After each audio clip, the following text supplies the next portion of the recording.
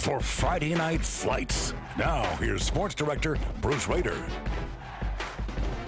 With 13 games on the schedule this weekend, a whole lot of local high school football teams took the next step towards the state championship. It's win or go home, an exciting time as we bring playoff scores and highlights from all over Hampton roads right into your living room on this, the season finale of Friday Night Flights.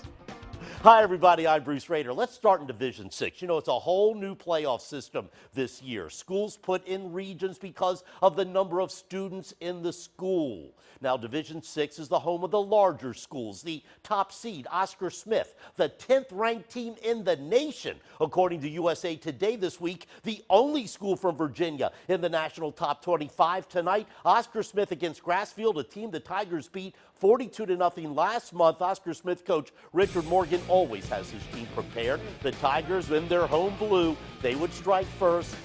He had this team ready. Oscar Smith, star running back. Look at him. He rushed for over 1,000 yards this season. Goes up the middle for the touchdown. But Grassfield with an outstanding runner of its own. That's Vincent Lowe on the ensuing kickoff and makes a few moves, takes it 99 yards for the score. Grassfield gets the extra point lead 7-6, but Oscar Smith's ninth grade quarterback Sean Mitchell has been getting the job done all year, finding Monty Finter on the short pass. Finter would do the rest, making a couple of nice moves of his own, taking it 74 yards.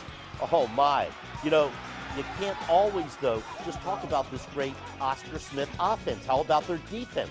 Jalen Bradshaw is the Tigers' top wide receiver, but look, he can also catch the other team's passes. He picks off Brett Smith. Oscar Smith would do it from there. Mitchell over the middle to Josh Sweat. Sweat takes it 44 yards for the touchdown. The Oscar Smith defense was dominant, not allowing the Grassfield offense in the end zone all night long as they beat the Grizzlies 41-7 to remain unbeaten and most likely keeping its top 10 national ranking another week. All right, let's go to the beach. Ocean Lakes, the 2 seed, the top team in Virginia Beach again this year. They lost in the state championship game last year. They're trying to make up for that. Tonight, we expected them to be tested by a good Western Branch team first quarter. Ocean Lakes in gold. The senior running back, Brandon Simmons, had another big night. He takes it over the middle. 15 yards for the game's first touchdown. And then after a Western Branch fumble, well, why not go back to Simmons? This time he's going to plow over from 4 yards out. And in a matter of 4 minutes, the Dolphins were up 14-0. But Western Branch would cut the lead to 8. Quarterback TJ Booth, off right tackle, into the end zone for the score. But the Bruins just couldn't figure out how to stop the Dolphins. But then nobody has this year. Walter Churchy Harold floats one over the top to Mike Alston. Look at him go. Mike Alston with another big game as he takes it 66 yards for the score. And now Ocean Lakes leads 28-6. Now this next series for the Dolphins. Harold shows that he can run as he calls his own number. Churchy around the right end. Not much room, but look, he gets inside the pylon for the score. Ocean Lakes rolling early in the second half. How about we show you one more score for Brandon Simmons? We don't have all night. He scored 4 touchdowns tonight. Look at that amazing spin move between the tackles. Ocean Lakes firing on all cylinders once again with a 62-28 win over Western Branch. Now next week in the 6A South semifinals, Forest Park will travel to Oscar Smith while Colonial Forge will go to Ocean Lakes. And if the top seeds win, that would set up an epic showdown between Oscar Smith and Ocean Lakes, but the local teams must hold court in the semifinals next week. Now, despite their 2 losses late in the regular season, Salem from Virginia Beach received the top seed in the Group 5 playoffs and were bound to make a statement. Tonight they took on one of the most successful high school programs in U.S. history, Hampton High School, coached by the legendary Mike Smith. And there he is on the sidelines. His Crabbers in white led 7-6 at halftime, but in the third quarter, Salem running back Malik Butts up the middle, and the Sun Devils had their first lead of the night, 12-7. Of course, Salem's defense is great. They stepped up big in the fourth quarter. Hampton quarterback Javon Quillen is hit hard. Oh, and he's going to have to leave the game. So what does Coach Mike Smith do? He's got to bring in a 9th grader, Brian Hart. You didn't have it much easier. Jacob Brown, the senior, slams him to the turf. Late in the 4th quarter, Salem shuts the door, Butts pounds through, and just barely gets over the goal line. The Crabbers' 4-game win streak comes to an end, and Salem is moving on after its 20-7 win over the Hampton Crabbers tonight. Green Run. It means we survived and we could move on to another week. Hampton's a good football team, and they came. Mike had them prepared to play, and they fought to the end. I think they came out the second half and just whipped us. That's pretty much all you can say. He's got a good football team. So you live and you learn.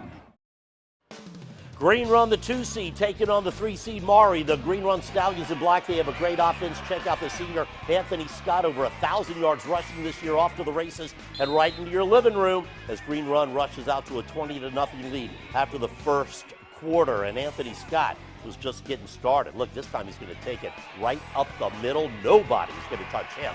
Scott had 4 touchdowns and 296 yards of total offense with over 5.5 minutes left in the first half. Austin Lynch, Green Run's junior quarterback, who has passed for almost 2,700 yards this season, finds Ismail Maury as the senior hauls it in for a big gain.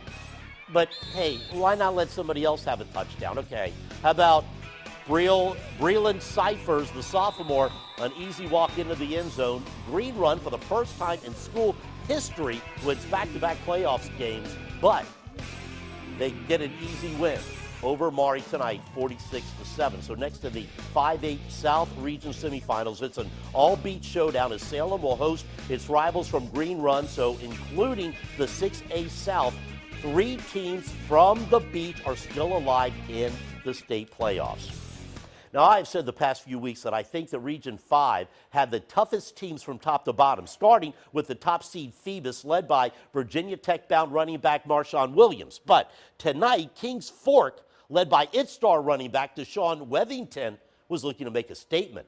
Kings Fork made the playoffs for the first time in school history last year, but had never won a playoff game coming into tonight. Phoebus in blue, Marshawn Williams, he's headed to Virginia Tech, had a monster night, breaks at 81 yards for the game's first score. Phoebus, though, driving again. This time the result's not so good. Fumble on the play. Akeel Freeman comes up with it for Kings Fork. Good defense, but the Kings Fork offense can't do anything with it. Phoebus gets the ball back. Looks like another Williams touchdown, right? Look at him go. Virginia Tech fans like to see that, but the refs say, it's coming back. But Phoebus still has the ball, but they have more problems. Look what happens. Another fumble.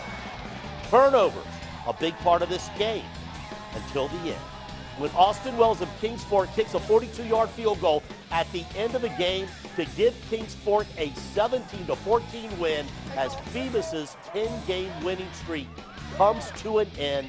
Maybe one of the big surprises of the night. I mentioned at 6 o'clock tonight, I thought the most competitive game tonight would be the Region 5 matchup between the 4 seed 10-1 Heritage against the 5 seed 8-3 Denby, a rematch of the first week of the season when Heritage won by 13, and it was competitive. Heritage jumped out to an 18-point lead.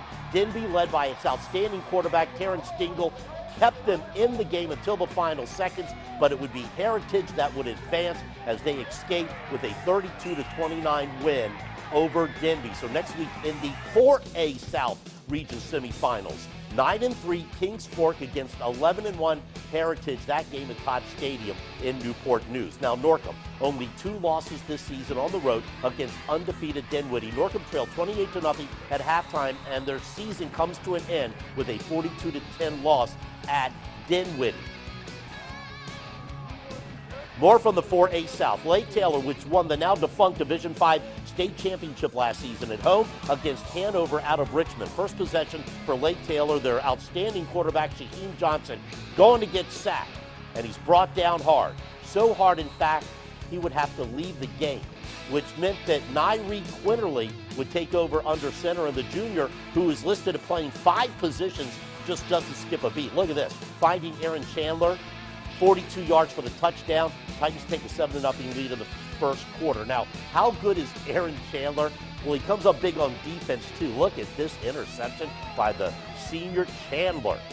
Titans unable to convert, but with Hanover pinned way back on fourth down, Lake Taylor special teams comes up with a big play. Marcus Poole with the punt block. Great field position for Lake Taylor. And, of course, the Titans would capitalize. Quinterly, look at this guy coming in at quarterback. He's not even a quarterback, but he gets the touchdown. Lake Taylor with the 14-0 lead, and Shaheem Johnson returned in the second half.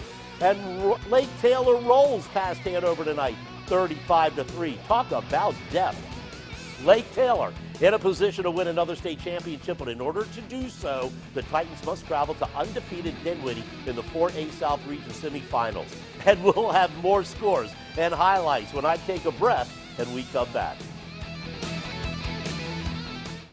Welcome back to the season finale of Friday Night Flights in the 3A East region. Lafayette and Williamsburg, the class of that division. The Rams ranked first in the state, hosting Warren County out of Northern Virginia. And what a perfect night for football up in James City County. And let me tell you, the Rams were fired up tonight, as they have been all year. Warren County, though, took advantage early, moving the ball. Wildcats field goal attempt, though, blocked by Rams special teamers. And what is this? How about a 90-plus yard return by Joey Kragenbrink? Oh, yeah, he's off to the races for the Rams' first score of the night, but it wouldn't be the last. Warren County with the ball again. Warren Austin with a nice-looking pass, but it goes right in the arms of Lafayette's Brendan McGinty. Lafayette just brings it in all three phases of football. And Rams pride reigning supreme at Wanner Stadium. How about some Lafayette offense? The handoff to William and Mary Bound to heel green, and watch him go. One of his 6. That's right, 6 touchdowns on the night, making it look easy.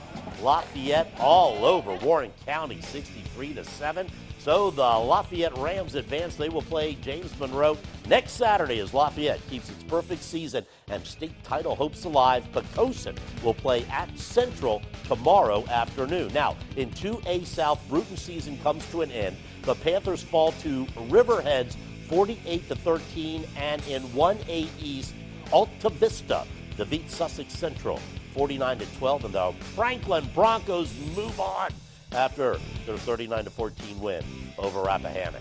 I'll be right back.